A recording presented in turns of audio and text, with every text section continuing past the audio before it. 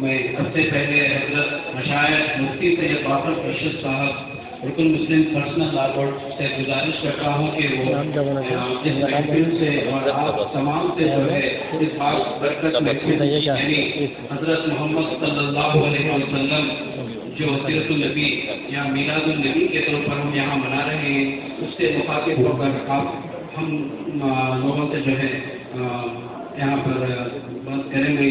آپ کا اس محفل میں استقبال کرتے ہوئے آپ سے گزارش کرتا ہوں کہ آپ تمام سے مخاطب ہوں.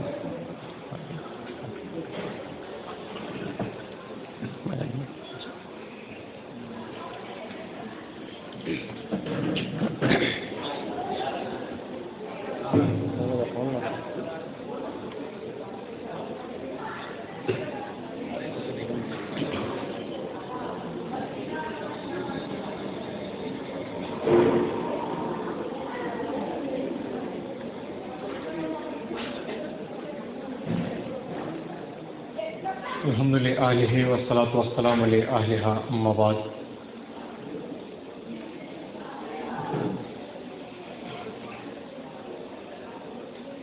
قال النبی صلی اللہ علیہ وسلم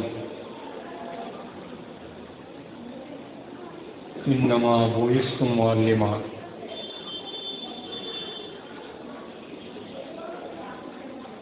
اس پر تشریف فرما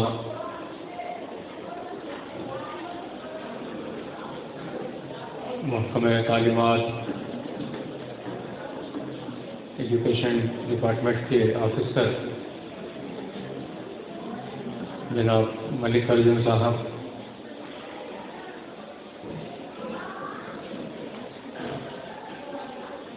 جنابہ نزہت فاطمہ صاحبہ، ضلع رام نگرم کی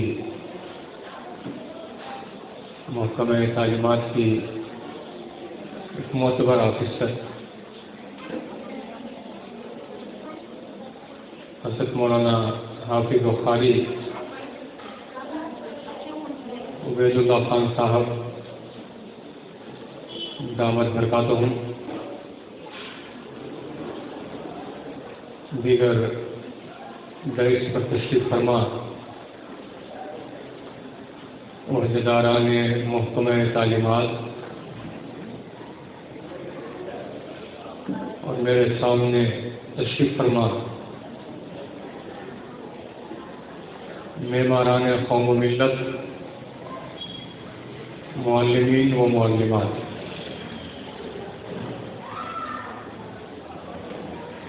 یہ میرے لیے بہت ہی سعادت کی بات ہے کہ آج میں ایسی محفل میں اور ایسی نشست میں اور ایسے جلسے میں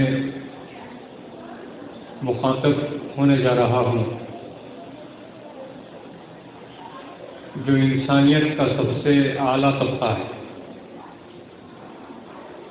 انسانیت کی تعمیر، قوم کی تعمیر، ملک کی ترقی اور اس کی بقا کا سارا انحصار تعلیم پر ہے، شعبہ تعلیم پر ہے، معلمین و معلمات پر ہے کہ یہ وہ طبقہ ہے جو قوم کو صحیح نہج دیتا ہے، یہ وہ طبقہ ہے جو قوم کی تعمیر کرتا ہے اور اس کی فکری اور اس کی علمی عاطیائی کرتا ہے. یہ وہ طبقہ ہے جو قوم کا مستقبل بچوں کی نگہداشت کرتا ہے، ان کی تعلیم و تربیت کرتا ہے، ان کو صحیح علوم سے آگاہ کرتا ہے اور ان کو شعور و آگہی کے ان مراحل پر پہنچاتا ہے جہاں پر اس کو اس بات کا احساس ہوتا ہے کہ وہ ملک کی خدمت کے لیے پیدا کیا. خالق کائنات کی عبادت کے بعد اگر کوئی اس کا فریضہ ہے تو وہ ملک کی خدمت ہے، ملت کی خدمت ہے، قوم کی خدمت ہے اور اس کو آگے لے جانا ہے. اور انہی بنیادوں پر جتنے محکمے ہیں، جتنے ڈپارٹمنٹس ہیں اور جتنے شعبے اس دنیا کے اندر موجود ہیں، ان میں سب سے بہترین اور سب سے بنیادی شعبہ تعلیمات کا شعبہ ہے، جہاں سے علوم کی تمام شاخیں پھیلتی ہیں، اور یہی وہ طبقہ ہے جو انسانیت پر احسان کرتا ہے اور جو اپنے خدمات کے ذریعے سے اور اپنے وقت کے ذریعے سے، اپنے صلاحیتوں کے ذریعے سے، اپنی قابلیتوں کے ذریعے سے ملک کی ترقی کے اندر اپنا ایسا حصہ ادا کرتا ہے جس سے ملک کا نام سارے عالم میں روشن ہوتا ہے اور سارے عالم میں ملک کی بقا متصور ہوتی ہے۔ میرے لیے سعادت کی بات ہے کہ میں اساتذہ کے سامنے کھڑا ہوا۔ استاذ ایک ایسا ماں باپ کے بعد ایک ایسا لفظ ہے جو انسان کی زندگی سے جڑا رہتا ہے، چاہے وہ کتنا ہی بوڑھا کیوں نہ ہو جائے، کتنا ہی بڑا کیوں نہ ہو جائے، کتنا ہی وہ ترقی نہ کر لے، لیکن اس کے ساتھ ماں باپ کے ساتھ اس کے استاد کا لفظ اس کے ساتھ جڑا ہوا رہتا ہے، اور وہ ہمیشہ اپنے ان تجربات کو یاد کرتا ہے جو اس نے اسکول کے درمیان میں سیکھا تھا، اسکول کے عرصے کے درمیان میں سیکھا تھا، اس کی وہ باتوں کو یاد کرتا ہے جو اپنے اساتذہ سے اس نے سیکھا تھا، اور ان کو اپنی زندگی میں بروئے کار جب بھی لاتا ہے وہ اپنے استاد کو یاد کرتا ہے۔ اس سے بڑا خراج عقیدت، اس سے بڑا خراج تحسین اساتذہ کے لیے کیا ہو سکتا ہے کہ ایک بچہ یا بچی کے ذہن میں جب وہ بوڑھا یا بوڑھی ہو جاتی ہے تب تک اس اساتذہ کا اور ان اساتذہ کا اور اس استاد کا تصور رہتا ہے، اور یہی سب سے بڑا ایک استاد کے لیے انعام ہے کہ اس کا طالب علم آگے ترقی کرتا ہے اور پھر اس کے نام کو روشن کرتا ہے۔ تو یوں سمجھنا چاہیے کہ ہمارا معلم ہونا اور ہمارا استاد ہونا یہ کامیاب ہو گیا، کیونکہ یہ بچے نے ہمارے نام کو روشن کیا ہے۔ تو آئیے اس موقع پر میں مختصر طور پر سیرت کے چند اوراق آپ کے سامنے رکھوں گا، جس سے ہمیں یہ اندازہ ہوتا ہے کہ رسول اکرم صلی اللہ علیہ وسلم، آپ کی ذات، آپ کی ہستی، آپ کا مشن، آپ کا فرض، اور آپ نے جو انسانیت کو جو کچھ بھی علم دیا ہے اور جو کچھ بھی آپ نے ارشادات دیے ہیں وہ کہاں تک ہمارے لیے کارگر ہو سکتے ہیں اور کہاں تک ہم ان کا فالو کر سکتے ہیں۔ اگر دنیا کے اندر کوئی بہترین ٹیچر ہو سکتا ہے تو میرے حبیب سرکار دو عالم صلی اللہ علیہ وسلم سے بڑا ٹیچر کوئی نہیں ہو سکتا، کیونکہ رسول اکرم صلی اللہ علیہ وسلم نے اپنے خود ارشاد میں فرمایا کہ انما بعثت معلما، اللہ تعالیٰ نے مجھے معلم بنا کر پیدا کیا ہے۔ یہ آپ کے لیے بہت ہی اعزاز کی بات ہے کہ رسول اکرم صلی اللہ علیہ وسلم نے یہ نہیں فرمایا کہ میں سائنٹسٹ بنا کر پیدا کیا گیا ہوں، یہ نہیں فرمایا کہ میں تعمیری کام کے لیے پیدا کیا گیا ہوں، یہ نہیں بتایا کہ میں تجارت کو فروغ دینے کے لیے پیدا کیا گیا ہوں، یہ نہیں بتایا کہ انسانوں کے اندر میں سیاست کرنے کے لیے، حکومت کرنے کے لیے، انسانوں کے اوپر راج کرنے کے لیے، انسانوں کا استحصال کرنے کے لیے، انسانوں کو یوز کرنے کے لیے میں پیدا کیا گیا ہوں۔ اللہ کے رسول صلی اللہ علیہ وسلم نے یہ بھی نہیں فرمایا۔ اللہ تعالیٰ رسول صلی اللہ علیہ وسلم یہ بھی ارشاد فرما سکتے تھے، آپ یہ کہہ سکتے تھے کہ میں لوگوں کو عبادت کرنے کے لیے پیدا کیا گیا ہوں اور لوگوں کو عبادت کروانے کے لیے میں پیدا کیا گیا ہوں۔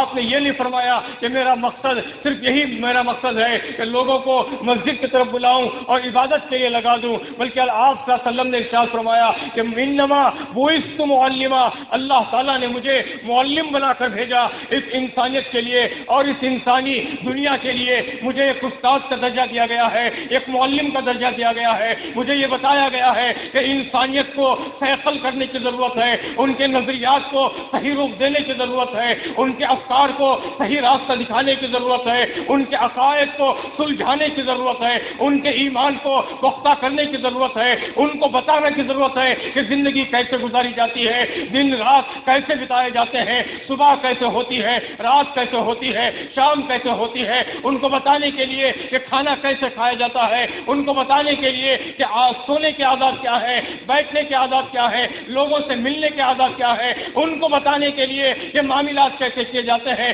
تجارت کیسے کی جاتی ہے، ان کو بتانے کے لیے کہ حکومت کیسے کی جاتی ہے، حاکم کیسے بنا جاتا ہے، رعایا کیسے بنا جاتا ہے، ان کو یہ بتانے کے لیے کہ محلے کی زندگی کیسے گزاری جائے، معاشرے میں کیسے گزارا جائے، سوسائٹی میں کیسے رہا جائے، یہ بتانے کے لیے اور یہ سکھانے کے لیے انما بعثت معلما، اللہ نے مجھے معلم بنا کر بھیجا انسانیت کو ان انسانوں کے سامنے جن کے بارے میں یہ طے ہو چکا تھا، ساری دنیا کہتی تھی کہ عرب والے جیسے جاہل ہیں ویسے جاہل دنیا کے کسی کونے میں نہیں ملیں گے، دنیا کے اندر سب سے بڑی جہالت عرب کے اندر موجود تھی، سب سے بڑا جاہل عرب کے اندر موجود تھا، ماؤں کے ساتھ نکاح کیا جاتا تھا، بیٹیوں کو زندہ گاڑ دیا جاتا تھا، بیٹی ہونا اور کسی کو بیٹی پیدا ہو جانا یہ شرم کی بات سمجھی جاتی تھی، لیکن رسول اللہ نے فرمایا انما بعثت معلما، وہی عمر ہیں جنہوں نے فرمایا اے اللہ کے رسول میں نے اپنے ان ہاتھوں سے پتہ نہیں کتنی لڑکیوں کو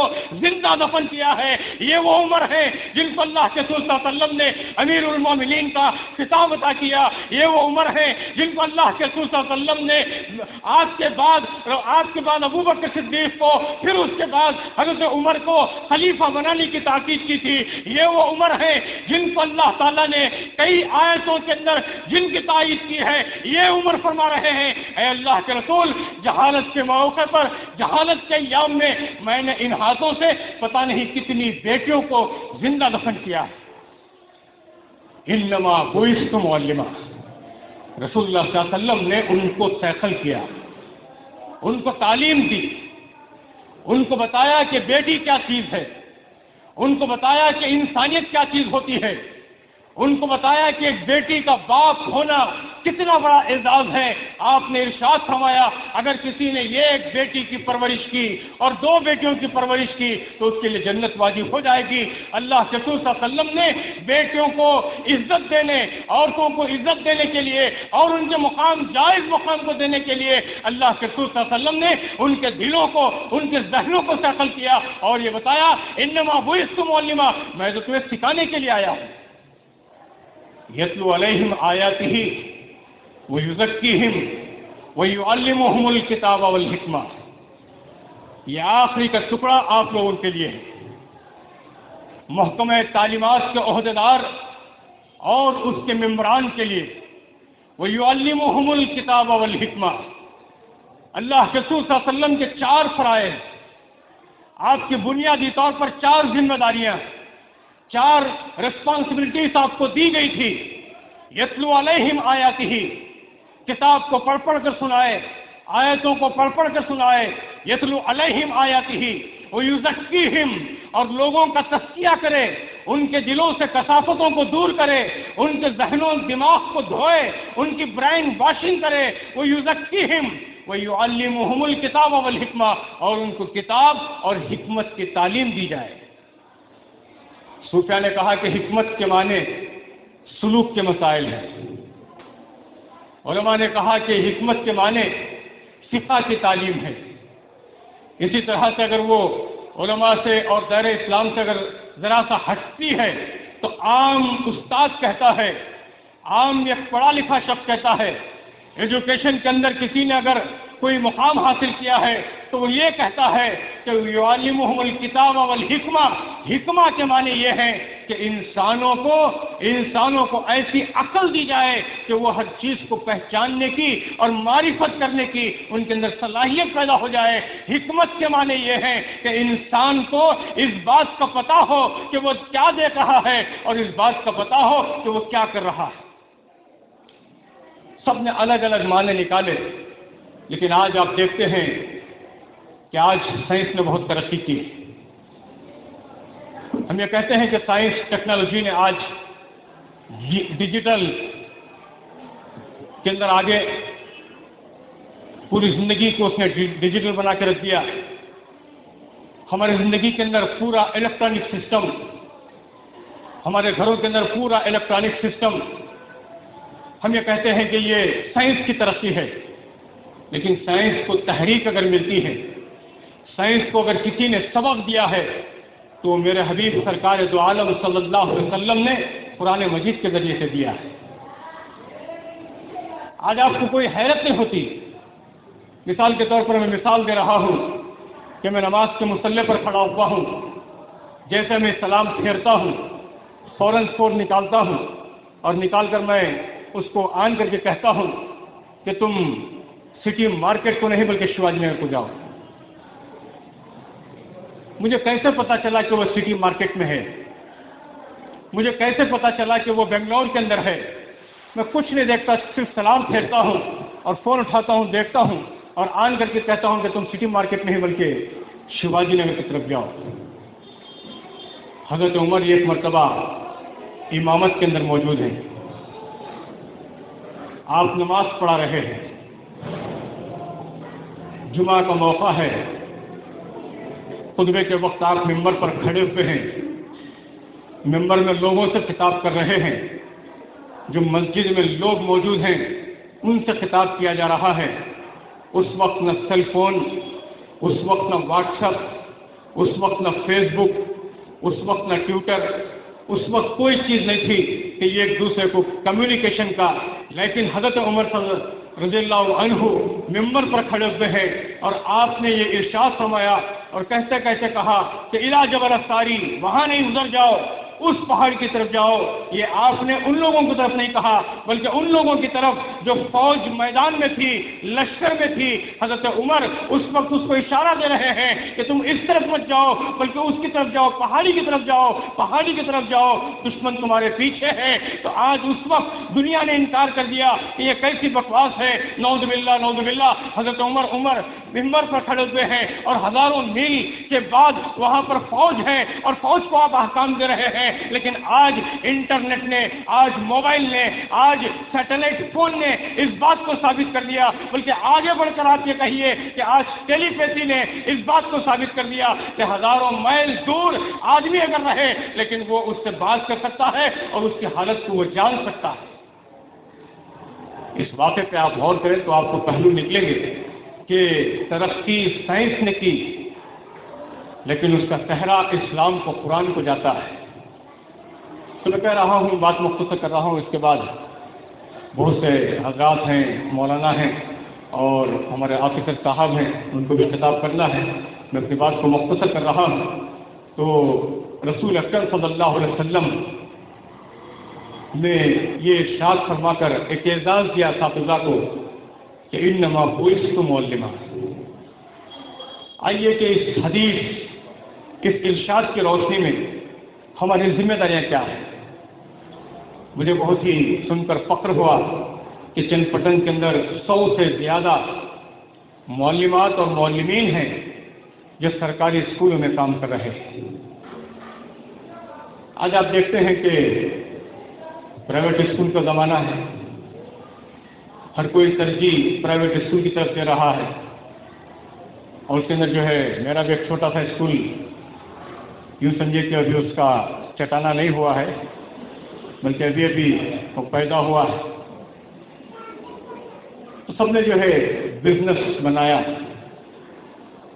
لیکن جس نے قوم کو صحیح خدمت دی ہے وہ آپ سرکاری اساتذہ ہیں.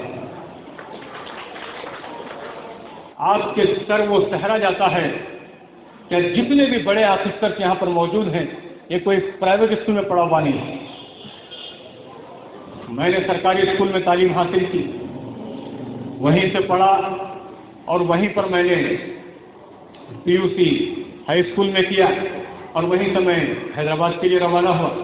میں بھی سرکاری اسکول کا اسٹوڈنٹ، مولانا بھی سرکاری اسکول کے اسٹوڈنٹ، اور میں سمجھتا ہوں کہ ہمارے آفیسر صاحب یہ بھی سرکاری اسکول میں پڑھے ہوئے، حبیب اللہ خان صاحب یہ بھی سرکاری اسکول میں پڑھے ہوئے، اور اسی طرح سے ہماری صاحبہ ہیں.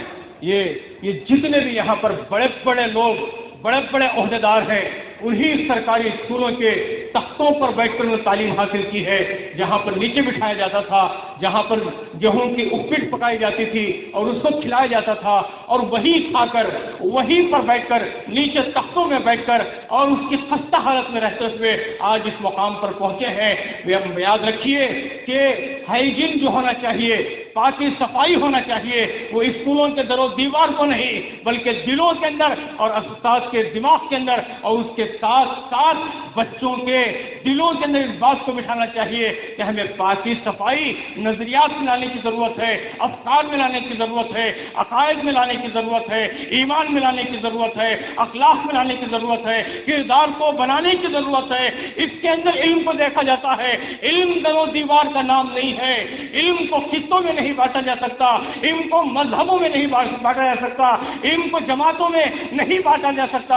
علم نہ ساؤتھ ہے نہ نارتھ ہے، علم نہ شمال ہے نہ جنوب ہے، نہ مشرق ہے نہ مغرب ہے، علم نہ مغرب کا، علم نہ مشرق کا، بلکہ علم انسان کا ہے، جس کو اللہ نے فرمایا علم الانسان، کہ ہم نے انسان کو تعلیم دی، علم آدم، کہ آدم کو ہم نے تمام اسماء کا علم دیا۔ اللہ تعالیٰ نے انسان کو یہ دیکھ کر نہیں دیا کہ یہ مسلمان ہے اس کو عالم بناؤ، یہ فلاں ہے اس کو عالم بناؤ، یہ مغرب کا ہے اس کو عالم بناؤ۔ آج کسی کی میراث علم ہو سکتی ہے تو وہ پڑھنے والے کی اور ایک جانکاری رکھنے والے کی میراث ہے۔ علم کو نہ خطوں میں بانٹا جا سکتا، اس کی کوالٹی وہ محسوس کی جا سکتی ہے، دیکھی نہیں جا سکتی۔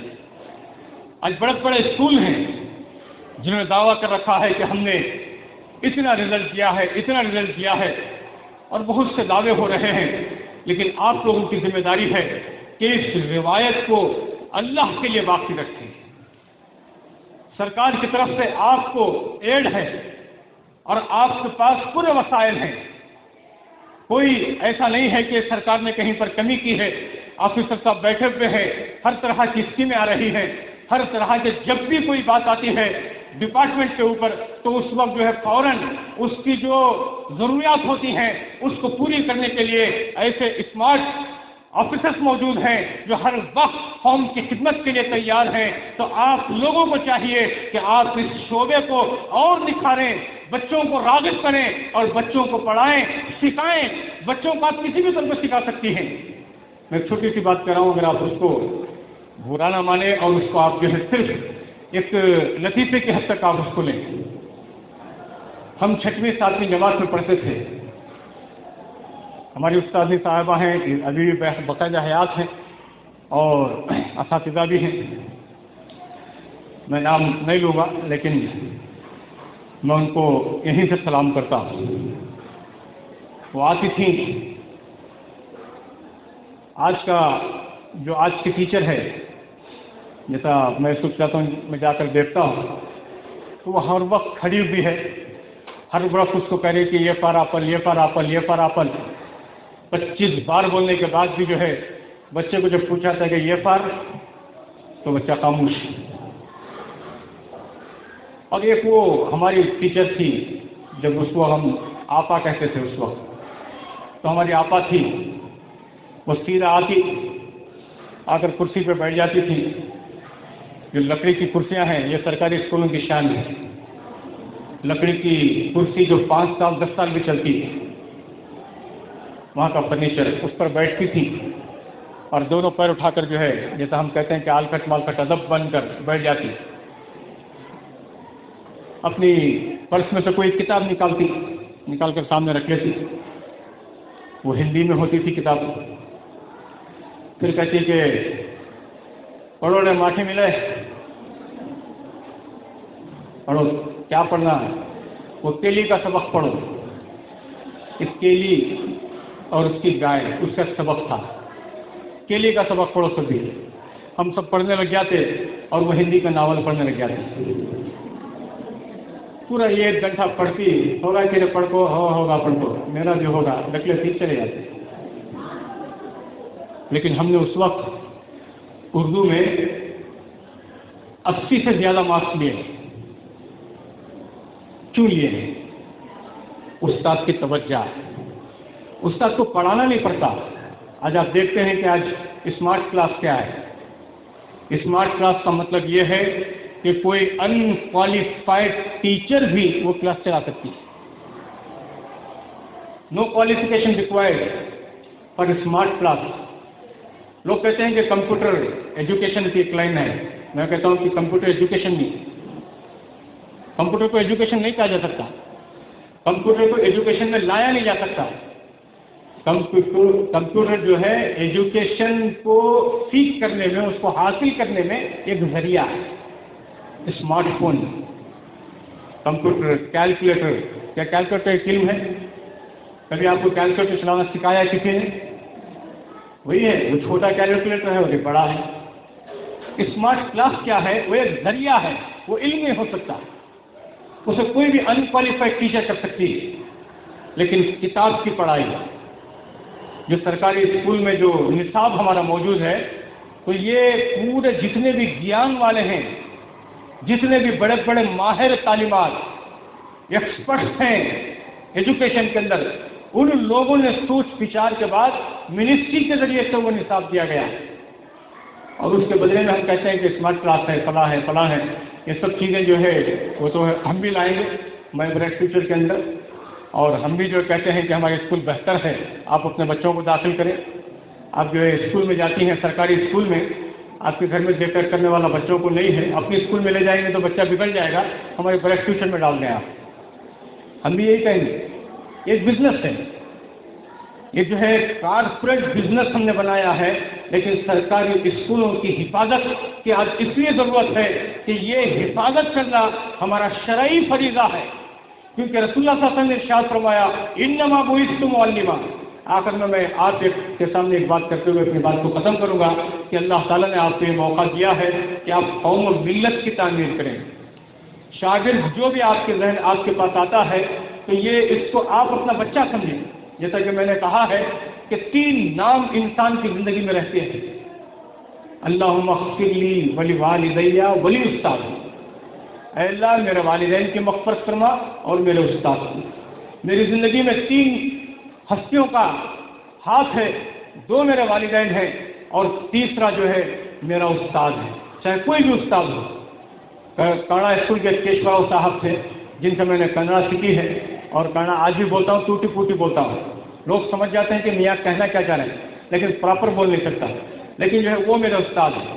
ہندی کے ٹیچر میرے استاد ہیں. ساروجنکا میں نے پڑھا، 2 سال پڑھا، وہاں کے ٹیچرز میرے استاد ہیں. آج بھی کہیں ملتے ہیں تو میں ان کو اٹھ کر ان کو سلام کرتا ہوں، ان کو پرنام کرتا ہوں، کیونکہ میری زندگی کے اندر ان کا ہاتھ ہے.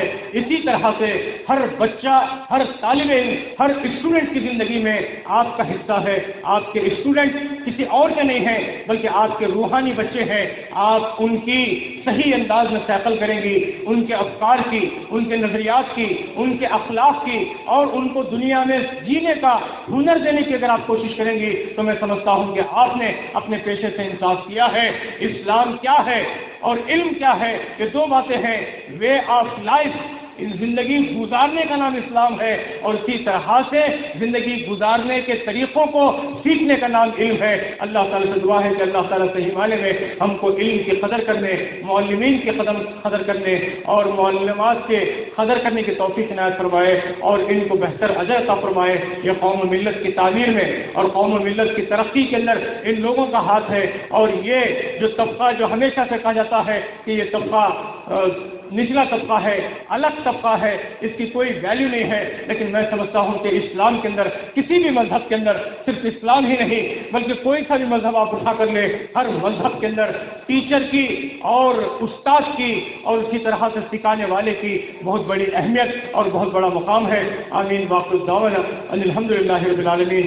آخر میں آپ تمام حضرات کا اور خاص طور سے جو ہے یہاں پر جلسے کو منعقد کرنے والوں کا میں شکریہ ادا کرتا ہوں کہ مجھے کچھ یہاں پر آنے اور یہاں پر میرا اجلاس کیا، اور اس کے ساتھ ساتھ مجھے کچھ کہنے کا اور میری سما خراشی کو آپ نے برداشت کیا. میں اس پر آپ کا شکریہ ادا کرتا ہوں.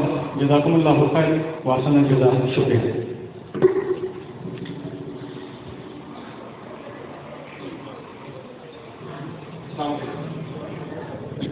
صاحب نے سیرت، شریعت اور